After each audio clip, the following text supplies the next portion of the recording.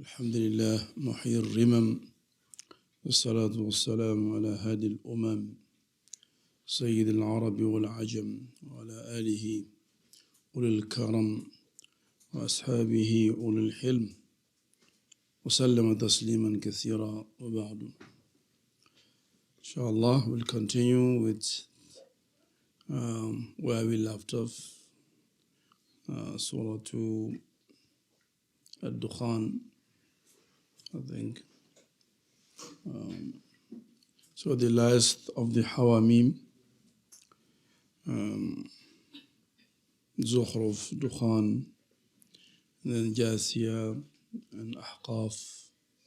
As we said, generally all the Hawamim have a common underlying theme, which is talks about the creation of the human being and the creation in general, and what makes human being unique among the creations, and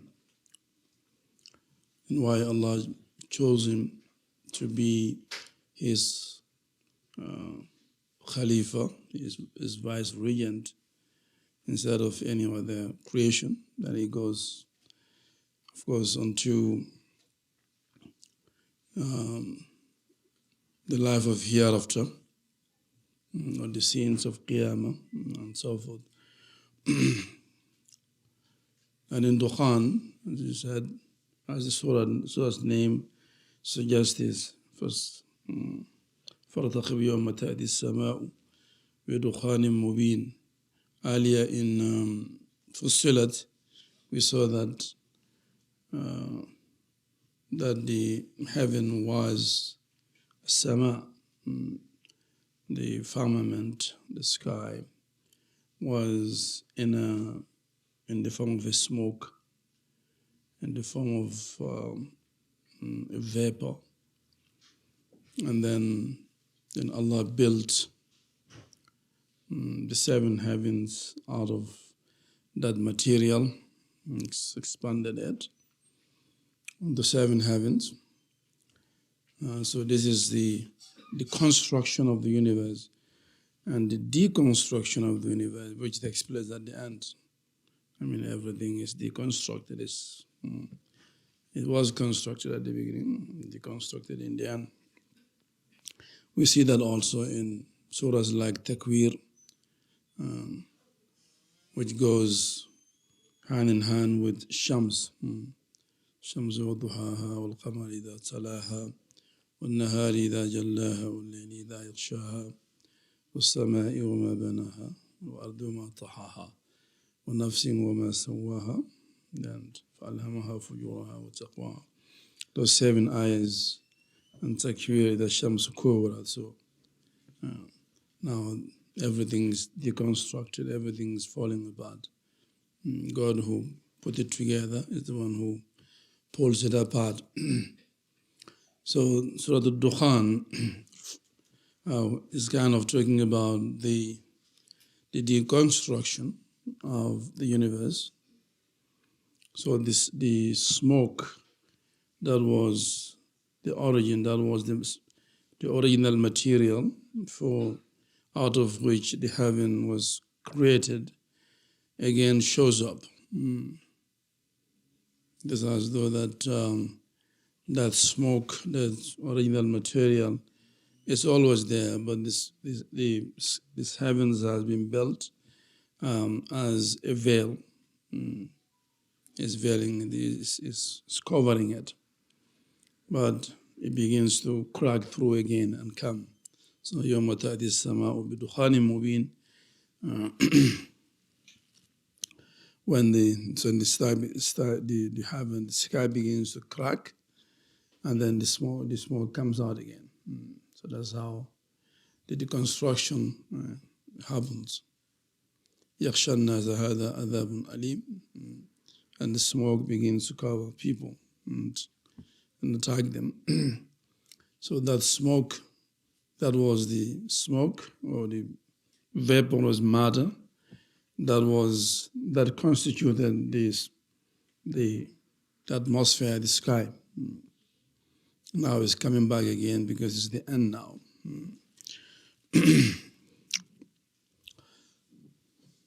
So that when that happens, it everybody's affected, but for a believer, it becomes doesn't go more than like a common cold or some type of.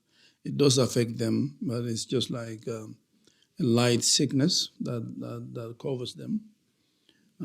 But for disbelievers, it is harder. يخشى الناس هذا عذاب أليم ربنا اكشف عنا العذاب إنا مؤمنون. They cry of those who didn't believe until then, when they see that sign, they see the smoke at the end. ربنا اكشف عنا العذاب إنا مؤمنون.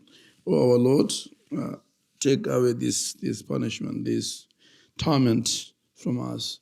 Now we believe, now we have certainty.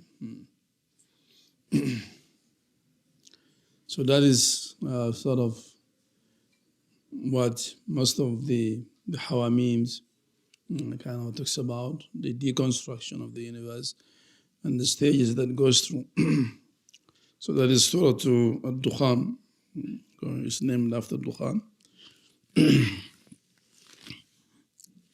Then that again leads us to Jathiya, also another surah that points directly to Jasa means to kind of kneel down on your knees, to start going on your knees.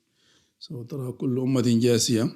It is a description of the state of panic and bewilderment that covers people, especially those who have no nur iman. So most of them, with all these things, it's the cracking. The world is cracking, and they see one trial after another. It is smoke today, it's a wind tomorrow, and it is a flood after tomorrow. So people are kind of, they don't know, they're lost, especially those who have no proper spiritual connection with their Creator. So they panic, they're lost. So that is sort of the main theme of Surah to Al-Jasiya as well. It's like Dukhan. And then Ahqaf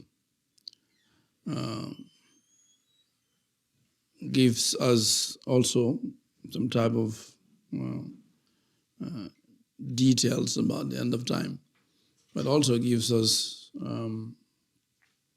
some of the themes regarding the human beings as compared to the jinns. And the story of the jinns is mentioned in that surah.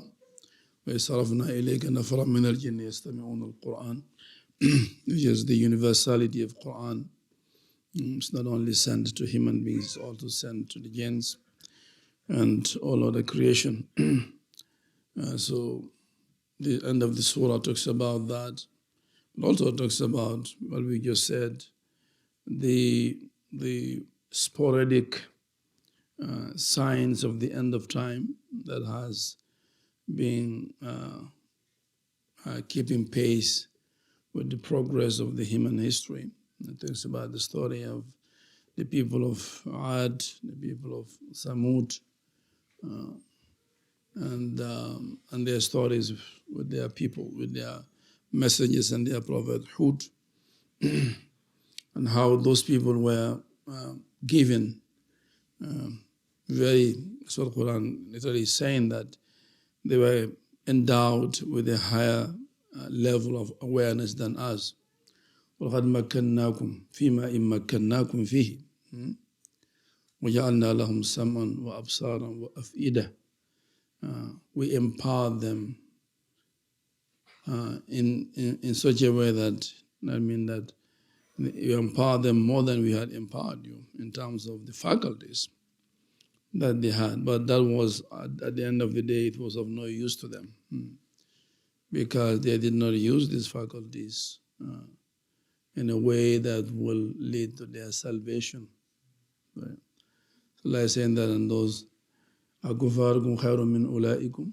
Do you think that your disbelievers are better than those people? I saying so. The theory that human being today is more advanced than the others is not true. That's what these Quranic ayahs are clearly saying. The tamkin that was given to them. أَثَارُوا الْأَرْضَ وَعَمَرُوهَا أَكْثَرَ مِمَّا أَمَرُوهَا. They have built on the earth and left their marks on the earth ever than we have enabled you. But at the end of the day, all of that was a waste. The powers, the faculties, the intelligence that was given to them was not used, was not employed in a way that will guarantee them empowerment in this life and empowerment in the hereafter. So those are kind of the common themes of the Hawamim